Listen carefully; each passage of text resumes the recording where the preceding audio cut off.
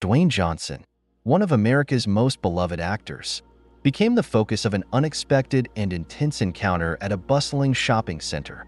However, what unfolded next left everyone completely stunned and surprised. Let us know where you're watching from. If you admire the righteous characters in this story, give us a thumbs up and subscribe now. On an early autumn afternoon, the crisp air carried a hint of coolness, mingling with the soft rustle of golden leaves. After wrapping up a demanding filming schedule, Dwayne Johnson felt a rare sense of calm wash over him. The long days and relentless pressure of the set were behind him. At least for now, he decided it was the perfect time to unwind. And what better way than to visit a bustling shopping mall, blending into the crowd and enjoying a moment of quiet anonymity? Pulling his baseball cap low over his brow, Dwayne adjusted the collar of his jacket, ensuring his towering frame drew as little attention as possible. With a casual stride, he stepped out onto the street, the sunlight casting long shadows that danced along the pavement. The city buzzed with its usual energy, street vendors calling out to passers-by, the distant hum of traffic, and snippets of laughter from a group of teenagers walking ahead. For once, Dwayne relished the simplicity of being just another face in the crowd. There was something comforting about the idea of disappearing into the city's rhythm, surrounded by strangers who were too busy with their own lives to notice the Hollywood superstar strolling among them. He took a deep breath, the cool air filling his lungs, and allowed himself a small smile.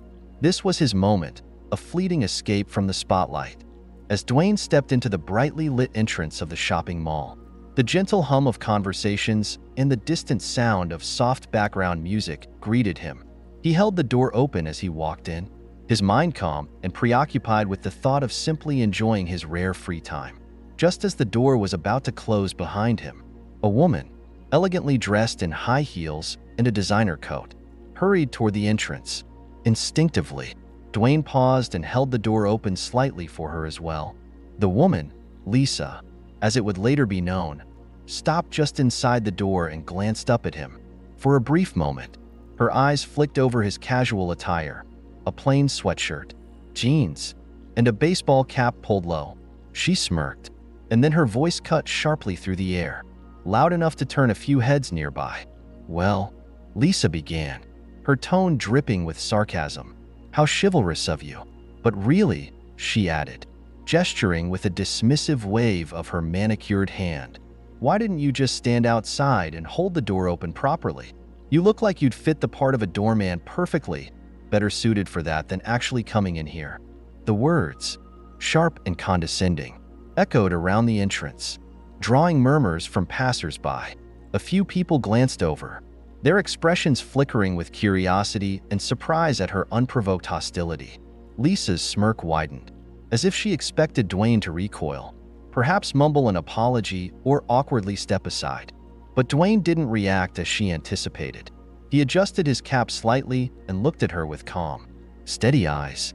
His towering frame loomed quietly, not with intimidation, but with a composure that suggested he had encountered far worse than this in his life. For a moment, the bustling entrance seemed to still as everyone waited to see how he would respond. Lisa's voice grew louder, her tone sharp and dripping with disdain. She stood with her arms crossed, glaring at Dwayne as though sizing him up for a role she had decided he didn't deserve. The condescension in her words seemed deliberately amplified, as if she wanted the entire shopping mall to hear her. "Actually," she continued, her smirk widening, "maybe even holding the door isn't the right fit for you. Have you looked at yourself? Do you think you belong in a place like this? This is a center of elegance and luxury." She laughed, a cruel sound that echoed through the high ceilings of the entrance. "Honestly, the park bench outside might suit you better. That's probably where you came from, isn't it?" Her words hung in the air, loud enough to draw the attention of everyone nearby. Shoppers paused mid-stride, their heads turning toward the commotion. Some looked confused, others appalled, while a few seemed too curious to look away. The chatter of the mall faded as her voice took center stage, her cruel barbs creating an uncomfortable tension. Lisa tilted her head, clearly enjoying the scene she was creating. She gestured dramatically at Dwayne, her expression a mix of mockery and self-satisfaction. "I mean, Come on, look at you. A sweatshirt and a baseball cap? Did you even think twice before walking in here? People like you don't belong in places like this." Dwayne stood there, unflinching. He didn't say a word, his calm demeanor a stark contrast to Lisa's loud and attention-seeking theatrics. His eyes met hers briefly, not with anger, but with an unshakable steadiness that seemed to unnerve her more than if he had fired back. The crowd began to murmur. A few people whispered among themselves, their eyes darting between Dwayne and Lisa. Some shook their heads in disapproval, clearly uncomfortable with the woman's behavior. Yet, no one stepped forward, waiting instead to see how the scene would play out. Dwayne, towering over Lisa, didn't raise his voice or change his expression. He simply adjusted the brim of his cap slightly and took a slow, deep breath. The tension in the air was palpable, as everyone waited to see how he would respond to the public humiliation she was trying to orchestrate. Dwayne stood rooted in place, his towering frame calm and steady despite the storm of insults hurled at him.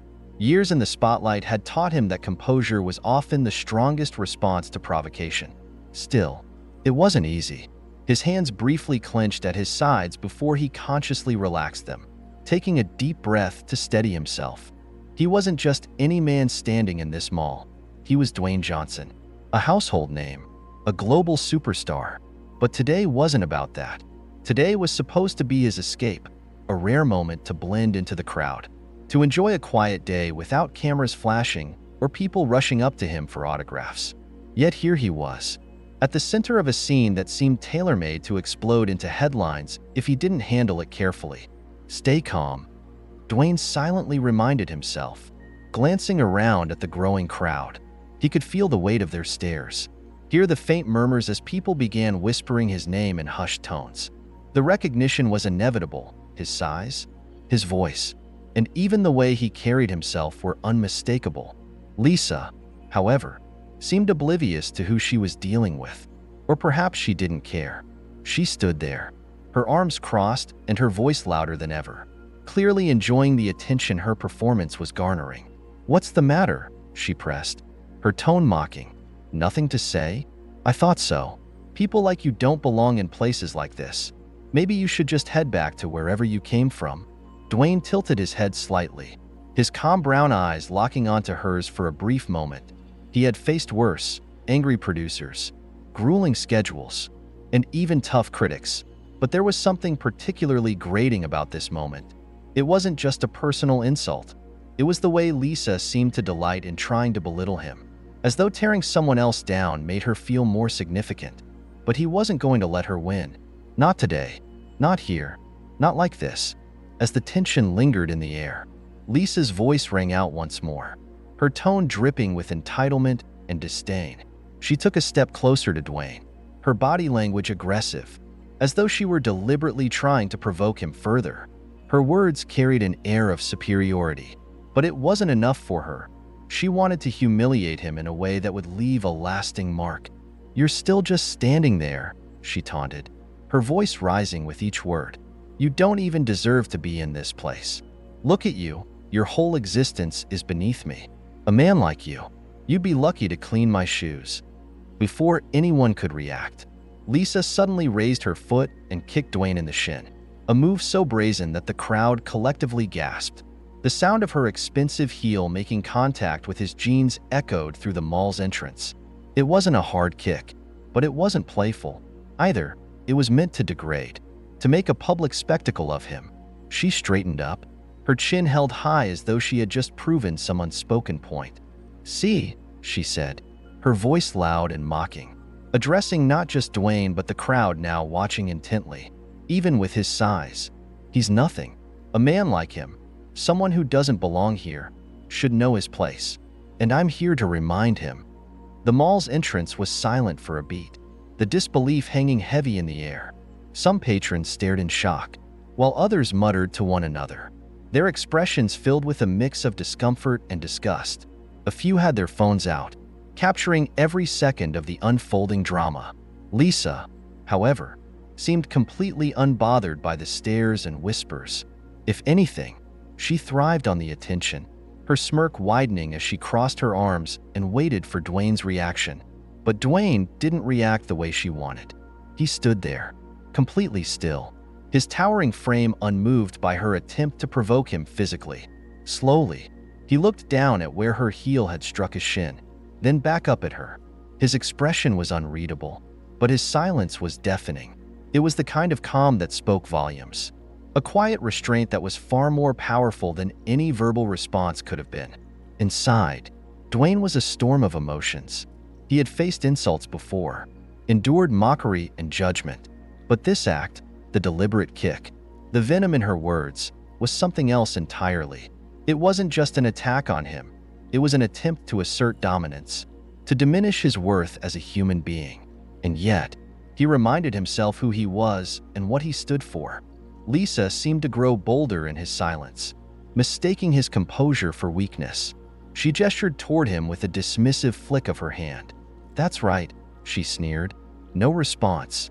You know I'm right. You're nothing compared to me, nobody in the presence of someone like me." The crowd, however, was no longer entirely on her side. The whispers grew louder, some expressing disbelief, others outright condemning her behavior. A young woman near the front stepped forward slightly, her face filled with indignation. "What is wrong with you?" she asked, her voice firm. "You can't just treat someone like that."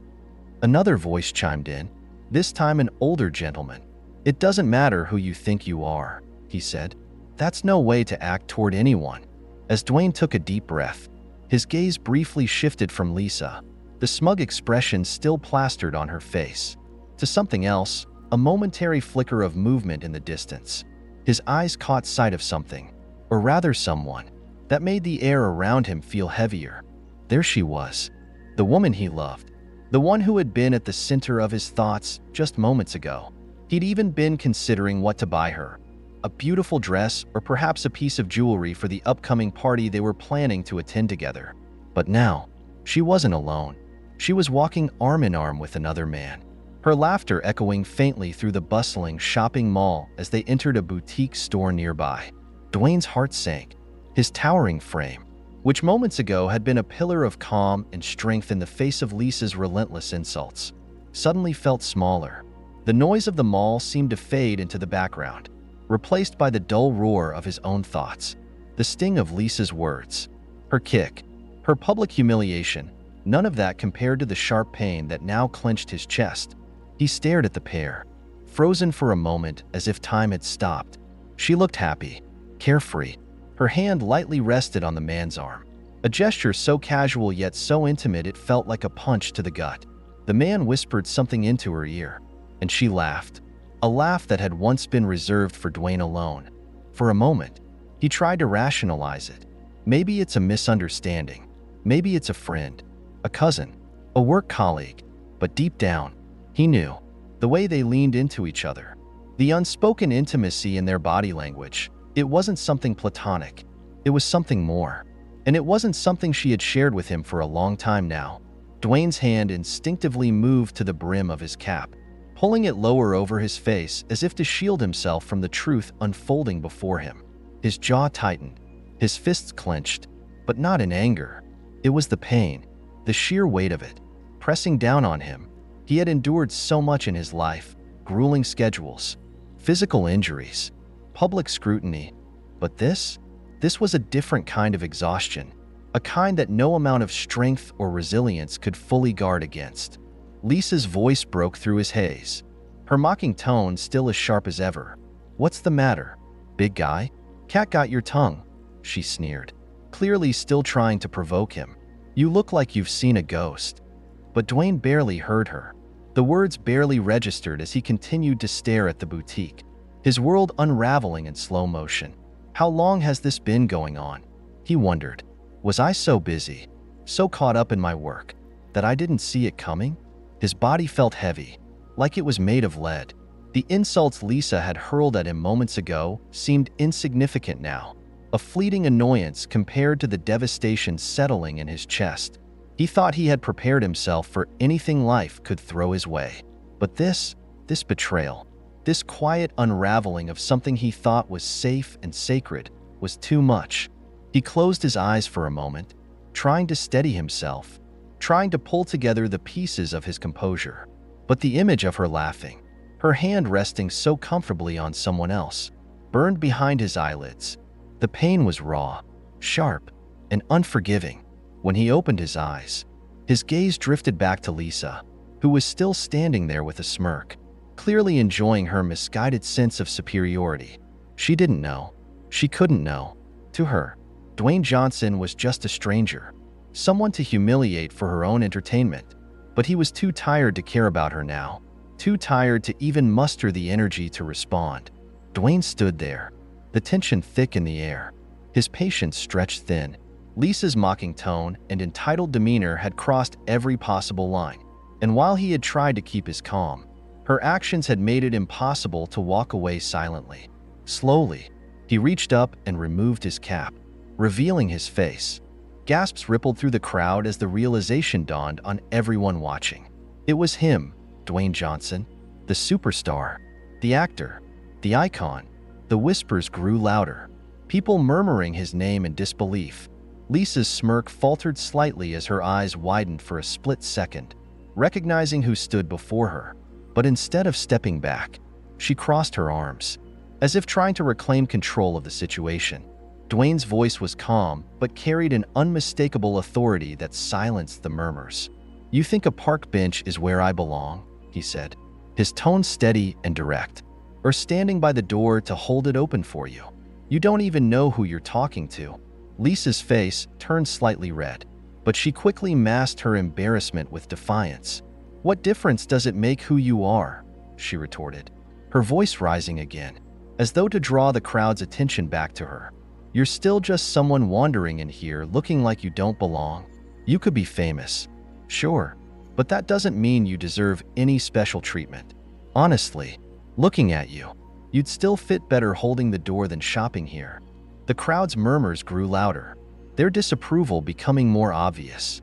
Some exchanged incredulous glances, clearly shocked by her audacity, but Dwayne didn't flinch.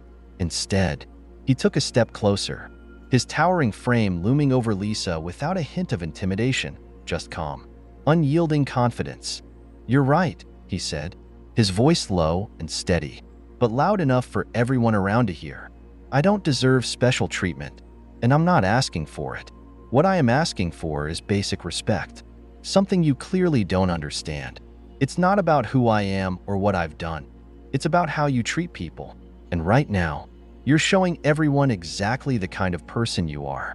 Lisa's face flushed deeper, but she refused to back down. Instead, she laughed bitterly, the sound sharp and hollow. "Do you even know who I am?" she shot back, her voice dripping with arrogance. "I'm the director of one of the biggest fashion companies in this city, a diamond tier member of this mall.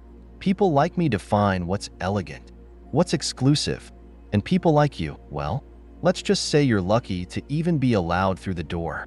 The crowd gasped at her words, some shaking their heads in disbelief, others whispering among themselves about the scene unfolding before them. But Dwayne remained composed, his expression calm but firm as he responded. "It doesn't matter who you are," he said evenly. "It doesn't matter how much money you make, what company you run, or what membership tier you have. None of that gives you the right to treat anyone the way you've treated me, or anyone else, for that matter." The murmurs in the crowd grew louder, this time carrying a tone of agreement. Some people began to nod, their faces reflecting a mix of admiration for Dwayne's composure and disgust at Lisa's behavior. Lisa, realizing she was losing the room, crossed her arms tightly and glared at him, but her earlier confidence was visibly shaken.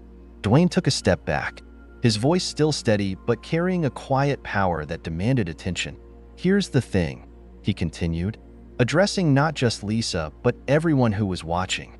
"Respect isn't something you buy with a membership card or a title. It's something you show through your actions. And the way you've acted today, it doesn't just disrespect me, it disrespects everyone who's ever walked through these doors looking for a little peace and enjoyment." Dwayne paused mid-step, turning back toward Lisa as the crowd around them stilled, all eyes fixed on him. His calm demeanor remained, but there was now an undeniable authority in his voice, one that quieted even the faintest murmurs. "You know," he began, adjusting his cap before taking a deliberate step closer. I wasn't going to say anything else. I thought I'd let this go and walk away, but you've pushed it too far. And now I think it's time you understand something. Lisa raised an eyebrow, still trying to mask her embarrassment with defiance. But there was a flicker of unease in her expression. The crowd leaned in, eager to hear what he would say. Dwayne's voice was steady, firm, but not aggressive. It carried the weight of someone who knew exactly who he was and what he stood for. You think you can treat people however you want because of your title, your money, or your membership status. But here's the thing, you don't get to decide who belongs and who doesn't. He took another step forward, his towering frame seeming even larger now, but his tone remained composed. You want to talk about belonging? Let me tell you something. This shopping mall, this place you're so proud to be a member of, I own it. I built it to be a space where everyone, no matter who they are, can feel welcome and respected. The collective gasp from the crowd was almost audible. People exchanged stunned glances, their eyes darting between Dwayne and Lisa. The revelation hit like a thunderclap, silencing even the most skeptical whispers. Lisa's mouth fell open slightly, her confidence visibly crumbling as the weight of his words sank in. I could do whatever I wanted here. Dwayne continued, his voice calm but filled with conviction. I could ask security to escort you out right now, or revoke your membership if I felt like it. But I'm not going to, because this isn't about power, it's about respect. Something you seem to have forgotten. Lisa's face turned bright red, a mix of anger and humiliation flashing across her features. You're lying, she stammered, though her voice lacked the force it had earlier. You can't be serious. You don't look like. Before she could finish, Dwayne reached into his pocket and calmly pulled out his phone. His eyes didn't leave Lisa's as he dialed a number and pressed the phone to his ear. The crowd remained silent, their attention riveted on him. Paul, Dwayne said into the phone, his tone sharp and professional. Yes, it's me. I need an update on the ongoing discussions with the fashion company we're considering for the European export partnership. Lisa's face paled at his words, the realization of what was happening beginning to set in. She took a step back, her earlier arrogance now replaced with visible panic. Dwayne continued, his voice steady and deliberate. I just encountered one of their directors, Lisa. I believe her name is. Yes, Lisa. He paused, glancing at her as her eyes widened further. Let's hold off on any final decisions about the contract for now. I'll need to reevaluate whether their company aligns with our values. Lisa's mouth opened, but no words came out. The weight of his statement hit her like a ton of bricks. The crowd began whispering again, their murmurs filled with awe and disbelief. Dwayne lowered the phone, ending the call, and slipped it back into his pocket. His gaze returned to Lisa, calm but unyielding. You see, Lisa, respect isn't something you buy with a membership card or a title. It's something you show through your actions. And today, your actions have shown everyone here exactly who you are. Lisa stammered, her voice trembling now. I didn't mean. This is all just a misunderstanding. Dwayne raised a hand, silencing her with a gesture. The only misunderstanding here is yours, he said firmly. You misunderstood the idea that status gives you the right to belittle others. It doesn't. And now, you'll have to face the consequences of your behavior. Dwayne raised a hand, cutting her off, his expression firm but composed. It doesn't matter what I look like or what you think you know about me, he said. What matters is that every person who walks through these doors deserves to be treated with dignity, not because of what they wear, not because of their title, and certainly not because of how much money they have, but because they're human. The crowd erupted into murmurs of agreement, a few people even clapping softly. Lisa's expression faltered further, her arrogance now fully replaced with embarrassment. She glanced around, realizing that the crowd was no longer on her side. Instead of admiration, she saw judgment in their eyes. Dwayne took a step back, letting his words settle in the air. You don't have to like me, he said, his voice softer now but no less firm. But you do have to respect the people around you, because that's what makes a community strong, not titles, not wealth, but kindness and decency. Lisa opened her mouth as if to respond, But no words came. She stood there, visibly flustered, before muttering something incoherent under her breath and turning sharply on her heel. Her heels clicked loudly against the polished floor as she walked away, her pride in tatters. The crowd, now fully aligned with Dwayne, began to clap louder, some even cheering softly. A few people stepped forward to thank him, their admiration clear in their eyes. Dwayne offered them a small nod of acknowledgement before pulling his cap back on, his demeanor once again calm and composed. As the crowd began to disperse, Dwayne turned and walked deeper into the mall, the tension of the moment finally lifting. He wasn't thinking about the confrontation anymore. His mind was already focused on the next step, finding the person he had come here for, ready to have the honest, direct conversation he now knew he couldn't avoid. Dwayne turned a corner in the brightly lit shopping mall, his mind still processing the earlier confrontation. But as his gaze swept across the crowded floor, it froze on a figure that made his steps falter. There she was, Rose, the woman who had been on his mind all day, the woman he had thought about surprising, the one he had wanted to buy something beautiful for. She was here,